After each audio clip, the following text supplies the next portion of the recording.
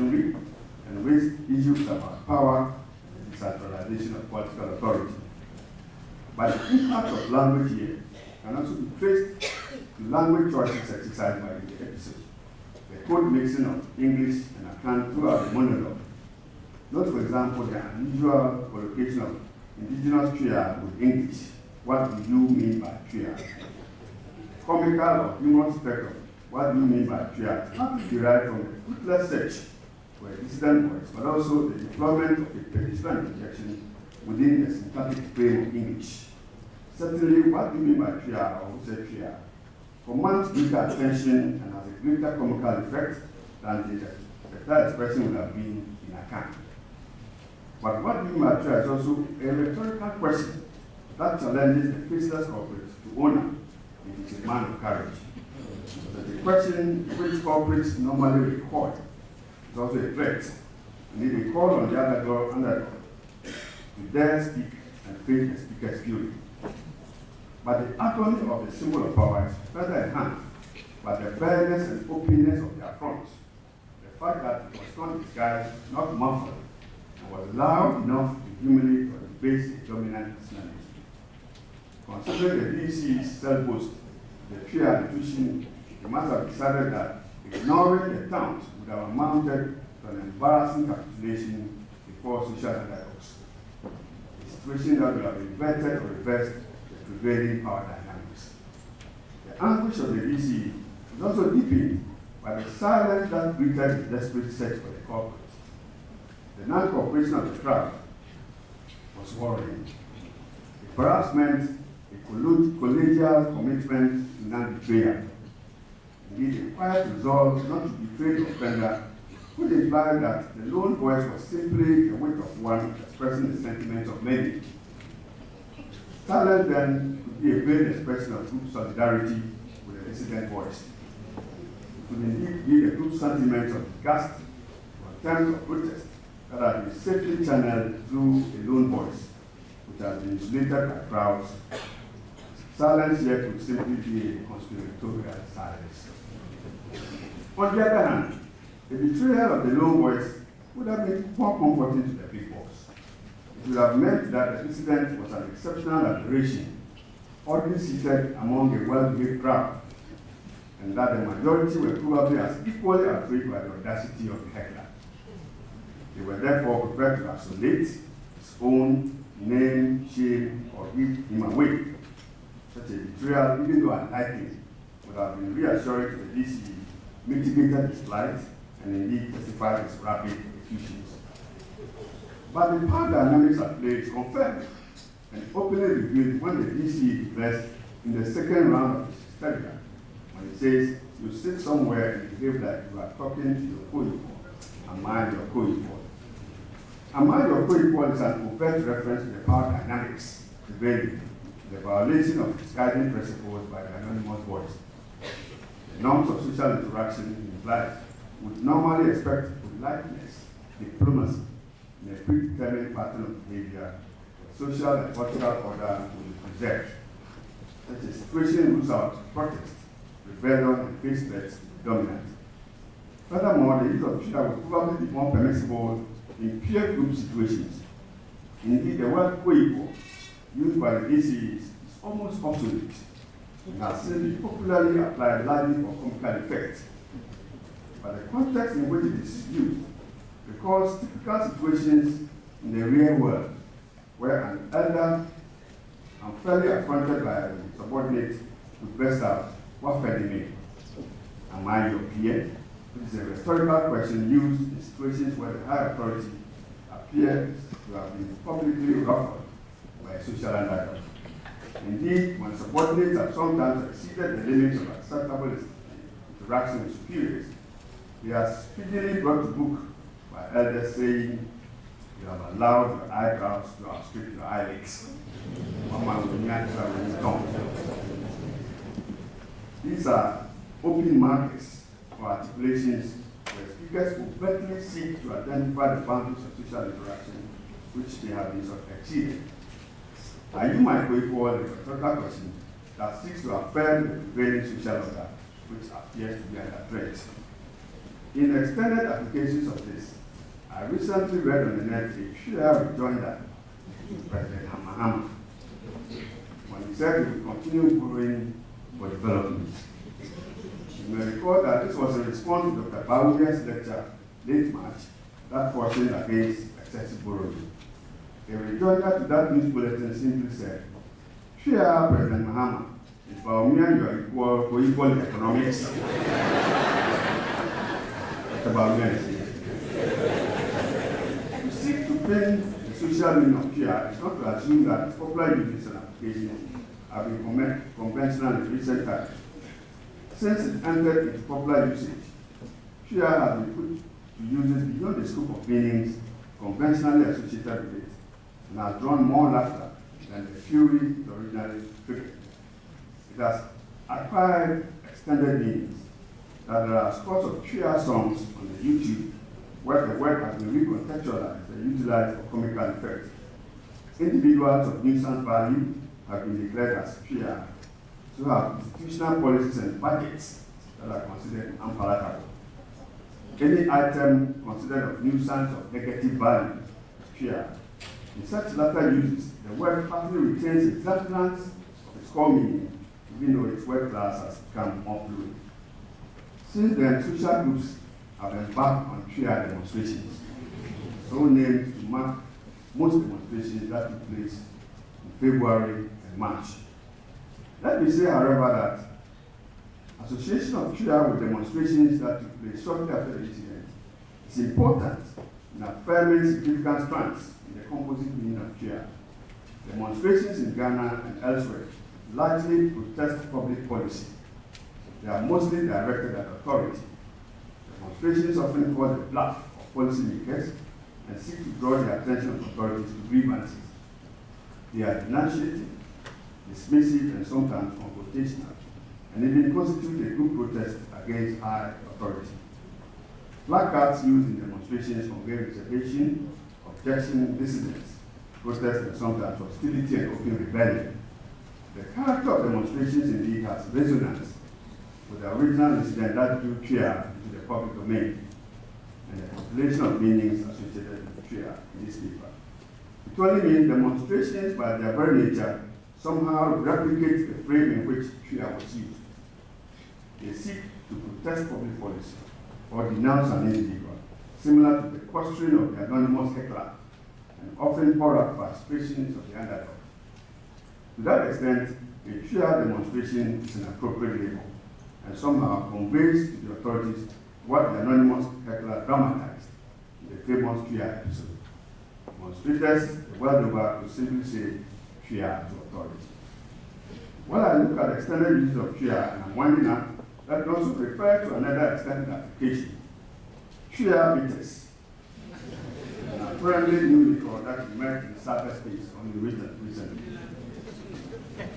Apart from the commemorative uses of fear here, I would like to refer to an explanatory slogan written in the supposed advert. It says, looking for a boost, try fear meters and get powerful. This statement affirms or coincides with our observation that fear partly belongs to the arsenal of the underdog, where as a result of weapons considered by the weak as potent enough to cope with difficult situations. The slogan here reminds one of the strategic naming of alcoholic beverages or liquor in Ghana here, where manufacturers use brand names to draw attention to the products enabling or empowering propensities. Past brands of liquor like Lawyer, or Chiami, or even Alomo or George advertise the product's perceived capacity to animate, empower, or elevate the weak. In Chiami Gin, a brand of alcohol is advertised and projected as a verbal advocate, a verbal lubricant, or spokesperson that boosts your capacity to speak your way out of difficult situations. For example, a dreadful encounter with your father-in-law, where mere shyness or bashfulness can lower your ranking. Fear beaters and other agencies are therefore enabling weapons, which, like expressing fear, come handy as coping mechanisms in situations of need. My concern here, Mr. Chairman, about the application of TRIA is the possibility of losing to the global village and the business world and indigenous work that has animated social discourse from time immemorial. Currently in the news is the story of how My Ghana Online is fast cashing in on the domain name tria.org. Owners of the name tria.org, My Ghana Online, have put it up for sale due to the soaring popularity of the TRIA movement. Ghana's #1 web hosting company is selling the domain name to the highest bidder. TRIA is craved by many, and experts value the domain name tria.org at $15,000 but expect it to reach $80,000. Other countries begin to adopt the word as a slang to express contempt and a way to heckle politicians during speeches. As one journalist put it, it is far easier than screaming several words. But Chairman, the global adoption of TRIA may be the beginning of the process of adulterating Ghana's rich language resources, since indeed the TRIA word is already slipping away. Concluding, let me say the situation has not been made easier by the handling of TRIA in Ghana's parliament. Even though originally adopted by Parliament soon after the famous incident, capricious uses of TRIA later made it an instrument of comic relief and may have led to a gradual erosion of its meaning and social function. TRIA in Parliament came to be ostensibly used to heckle or express disagreement with political opponents on the floor of the House. It glance through the Hansard tells you the various uses to which it was put. Capricious and unconventional use of TRIA in Parliament eventually became disruptive and considerably diluted the serious tone and cohesion of parliamentary debate. It is somewhat not surprising that it was declared unparliamentary by the Speaker in the middle of February and eventually banned. The banning, however, Mr. Chairman, is uncommon and unusual. Browsing through various lexicons of countries where words considered to be in bad taste have been declared unparliamentary, one could say this is perhaps the first time an interjection has been banned in Parliament.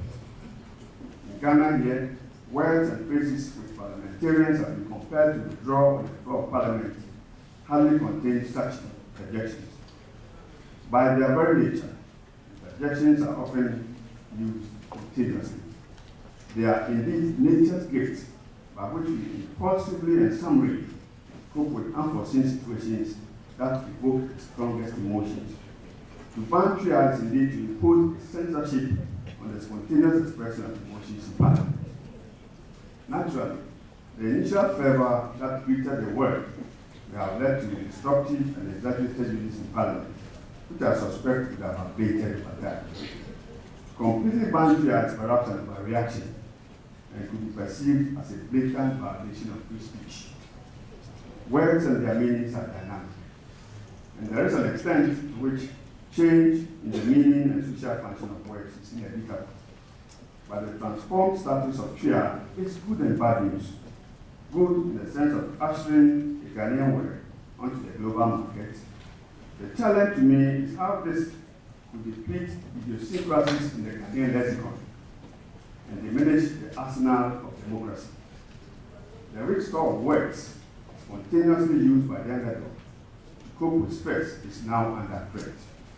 The word often utilized as a verbal therapy to express reservation, defiance, objection, outward dissent, or protest has overnight been downgraded to a big source of comical relief. Indeed, the ban by Parliament has not made it easier. Parliamentary democracy is indeed being impoverished by censorships that deplete the arsenal of dissension, defiance, and opposition. Multiple outcomes of TRIA and the episode should perhaps be considered more as an erosion of Ghana's linguistic capital than a big source of comical relief. Happily, and this is my final word, I count on the uncanny capacity of the Ghanaian to discover alternative creative outlets for the expression of defiance that could even be more potent and resilient than.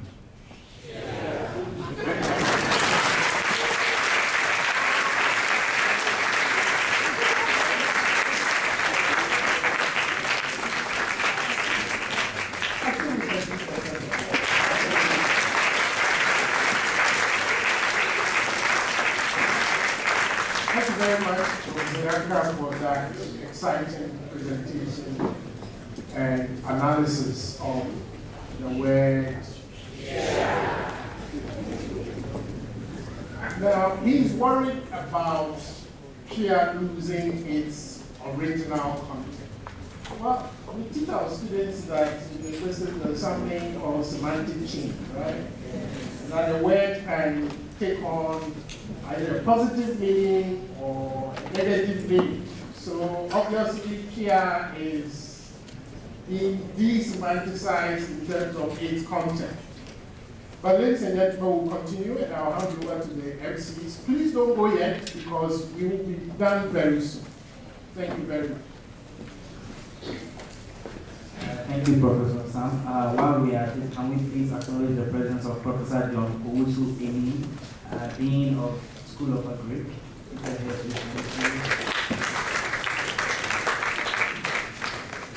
Also, we have a representative from Accra Brew Limited, Mr. Edward Afuri. And then Reverend Professor Kwabena Asamwadi.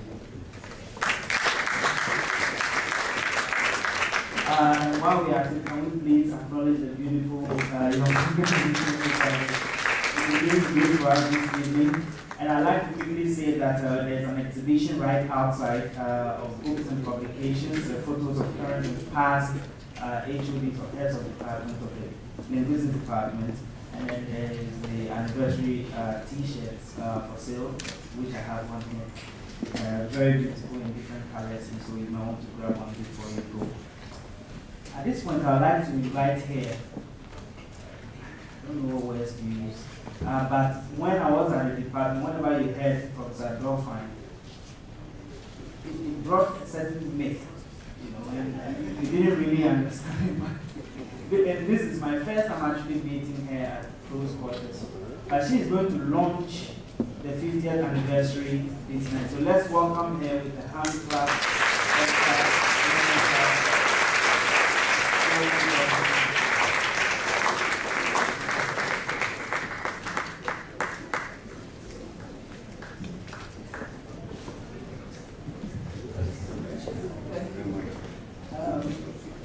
Mr. Chairman, Acting Vice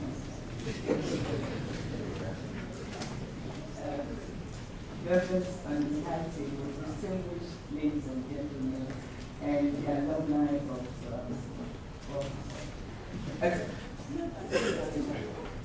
linguistic department. There are two things that I'm attached to this evening, and I think it has to be because what I was done with a whole lot of things, and we always talk about the alumni. But the linguistics department has really come a long way, and I'm very happy to be associated with this anniversary. And considering that I've been 49 years since I came in after it started. So some of us, I just actually, you see, founding fathers and mothers. I think some of us are graduated from and I consider myself one of them. But I think we really come a very long way.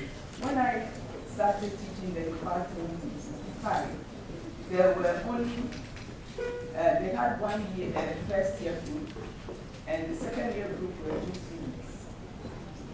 One student's name was Papa. And now to think that how many thousand students did you say in the department? It's quite considerable. And what really has impressed me lately is the number of faculty members that we have. I think currently you have 15 full-time lecturers and professors in the department. And I always remember in the early 80s when people left Ghana for Kenya pathway, the linguistics department came down to 2 members, Professor Daffy and myself. And so that particular year, we didn't take any first year students at all. And I punished myself by going to the admissions board every single meeting just to make sure that nobody has a brilliant idea of giving asbestos to us. And so, for a 3-year period, we had 2 sets of students in the department. That's the only way we could really survive in the department. So, well, I think I have to congratulate everybody, the students who were persuaded to continue and do postgraduate work in the department so that we can have more lecturers. Because I think now everybody in the department was trained in the graduate department. So on that note, I think it is an honor for me, it's a privilege, it is a joy, and I can only say that as a grandparent of the department, it is my joy and pleasure to declare the 50th anniversary celebrations duly inaugurated.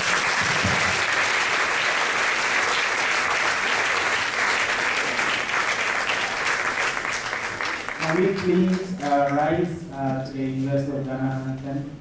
This is going to be delivered by the university.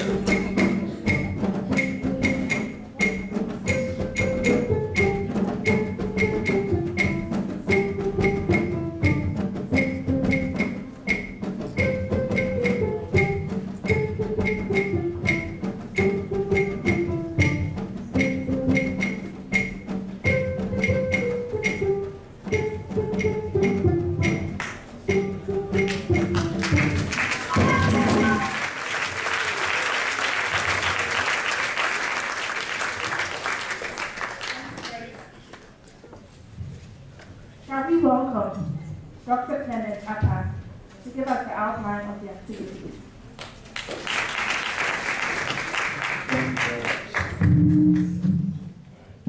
Thank you very much. Could you please go with me to the center spread of the program? Yeah, so as you see, we started in January, and a few more things we will do and climax it all in October. So the next main activity, apart from the student one, which is a LINSA activity, is 1st May, when we have homecoming, organized together with Modern Languages Department, which is also 50 years this year, and the French Department, which is 64 years. So on the 1st of May, we are welcoming all alumni to the University of Ghana to Athletic Oval, opposite the central cafeteria. The program starts very early in the morning at 7. It's May Day, so you please welcome to celebrate with us. Now on the 26th, we have a guest lecture by a distinguished linguist, Professor Van Dyke from University, somewhere in Barcelona, Spain. There will be the inauguration of Professor Alandapi Corner, that's a workspace for graduate students, sometime in June. We'll announce the exact date. 25th and 26th, we have guest lectures from a team from Lancaster University, UK, my alma mater. They'll be giving various lectures. And following that, on the 26th, there's going to be training on corpus linguistics. They have expertise in that. They are world leaders in corpus linguistics, so they will be delivering a series of training sessions on the 16th, and this will be organized on the 26th of June. This will be organized at the Lancaster University Ghana campus opposite ANC Mall in East Legon. In September, we have Students' Week and Outreach. We are not thinking about ourselves only. So if you look at the rightmost column, we have debates and quizzes, interdepartmental, modern languages, French, linguistics. There is game, staff, and students. There's a new one, Triangular Game, which is starting this year. There's also going to be blood donation, launch of reading club, social outreach to the school for the deaf. We do sign language in our department, and our students want to reach out to the students over there, and I'm sure they will organize free sessions for those who be interested. They'll be cleaned up, and then one thing that's very important to us is the time with the distinguished alumnus. So, alumni here, please, if you've not left your details at the registration desk, make sure we have your detail, your name, your contact, so we can get in touch with you. We are going to invite one of you this year to spend time with our students. Hopefully, you will impart to them something that will help them shape their future well. There is going to be the climax, which will be an international conference organized jointly with Modern Languages and French in October. And the theme of the conference is Modern Linguistics, on Linguistics and Modern Languages in Focus, Developing Languages and Language Experts for Local Integration. It is going to be big. We want to invite all of you to that session. So thank you very much for your attention, and if you've not left your details at the desk, let us have your details. And we're still looking forward to receiving your donation to help us with all the development projects that we have in the department. And as I say, keep to the answer. Thank you.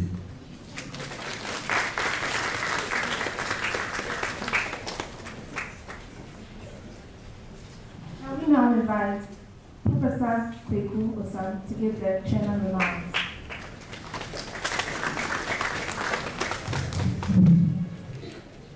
Thank you very much. We will be out of the next 5 minutes. Now, on behalf of senior management of the university, I would like to congratulate the Department of Linguistics for surviving 50 years of existence. As Professor Dolphine mentioned, if you like, exactly 30 years ago, if you had come to the department, you would have met only 2 full-time staff, supported by Professor Mary Esther Kronaku. But now here we are with a very vibrant department. And this is largely due to the commitment of those who went ahead of us. I think as a university, we are very proud of the history and the achievement of the linguistics department, because it's one of the departments that has kept up with the quality in teaching and research. And the faculty members in the department have published in some of the world, highly ranked journals in their sub-specialization. And it has been mentioned that in the last 2 years consecutively, the department has won, or students from the department have won the Vice Chancellor's Award for the best thesis, PhD thesis in the humanities. And we're very proud of that. We're hoping that we'll get a third one. At least I'm hoping so. Give you my fingers crossed. I think on my own behalf, as an alum of the department, I would like to express my deepest appreciation to Professor Nyanka and Professor Dolphin, especially Professor Dolphin. She's the one some of us refer to as the mother of Daniel. And she kept the place. And she also infused the department with her personality. And that's why we named the library after her. And I remember when we named the library after her, we had a poster. It was in the Daily Graphic or the Mirror. And so we cut that poster and put it on the door of the library. And some students were standing in front of the door. So this nice woman, and she's dead.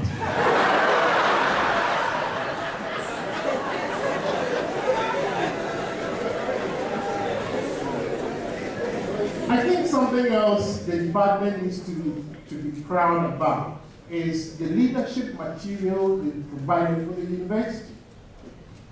As I mentioned at the beginning, the department has produced 3 deans for the Faculty of Arts, and each of those deans has gone on to become the Pro-Vice Chancellor.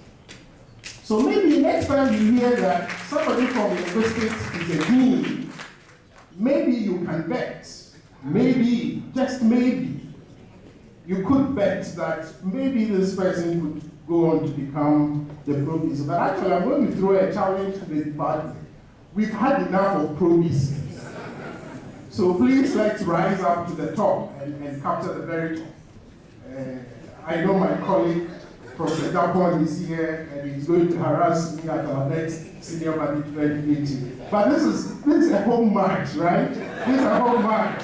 And when you're playing a home match, your crowd can afford to literally sing your opponent out of the field. But we're very grateful to the department because they provided a certain shining point for us as a university.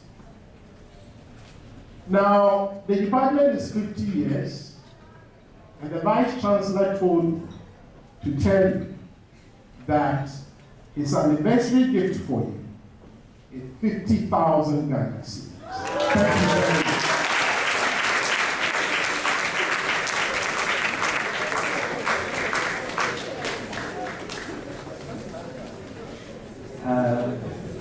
Thank you, Professor Osam.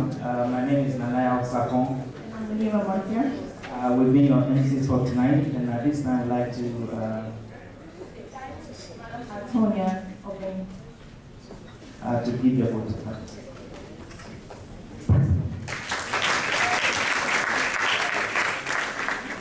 Good evening, ladies and gentlemen. Indeed, it's been a long and exciting night. So I guess at this point, it would permit me to skip our protocol and go straight to my meeting here tonight. It's rather unfortunate that we've come to the end of this wonderful program. But as the saying goes, everything that has a beginning has an end. Our first thanks go to the Almighty God for making this program a success. Without him, was anything made that was made. I'd also like to thank Professor Peku Osam who was our chairman for the program, and he's the Pro-Vice Chancellor of the University of Ghana in London. We'd also like to thank Professor Florence Dolphine for taking time off her busy schedule to grace this occasion with your presence. And for the launch of the 50th anniversary, we say Aliko. We'd also like to thank Professor Kwesi Yankah for that splendid chia speech. I enjoyed it and I believe you all did. We'd also like to thank Dr. Obadele Kambon, who is an alumnus from the department, and he's a web designer. He designed our website and he's donated a year's domain name registration and a year's hosting of the website. We say God bless you. We also like to thank our specially invited guests for honoring our invitation. We say we're most grateful. We also like to thank our distinguished alumni for your turn up. We say God bless you. We also like to thank Mr. Prince Edu Apia, who is a graphic designer, and then Mr. David Ni Ali Lamin, who designed our beautiful 50th anniversary logo. We say God richly bless you. Not forgetting our own host, in the person of Professor Nanaba Apia Ampo, who is the head of department for the linguistics department, for your hard work and working tirelessly to put this program together. We say all kudos to you. We'd also like to thank the anniversary planning committee headed by Dr. Clement Appa from the department for your hard work and dedication to make sure that this program ends well. We'd also like to thank our MCs for coordinating the program and making it as lively as possible. We'd also like to thank the Akintiben Troop from the University of Ghana Basic Schools for giving us sweet melodies this evening and your patrons as well. We'd also like to thank the student volunteers from the University of Ghana Linguistics Department for your dedication and hard work. We want to say we are most grateful. We'd also like to thank Archibald for that wonderful poetry. It was indeed awesome. I really enjoyed it. And I believe you all did as well. And indeed, everybody that I wasn't able to mention, we want to say that we're most grateful. Have a good evening. Thank you.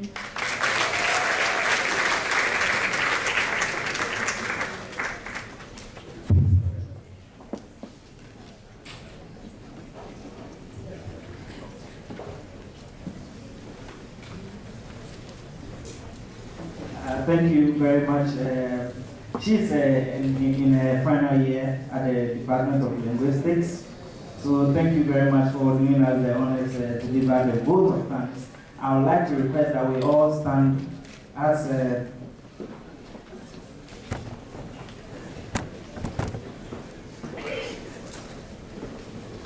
we all stand as we all share our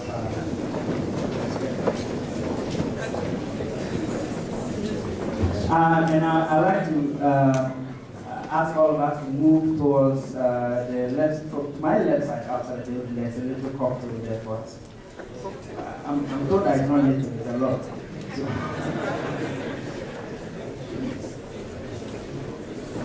and there is an exhibition outside.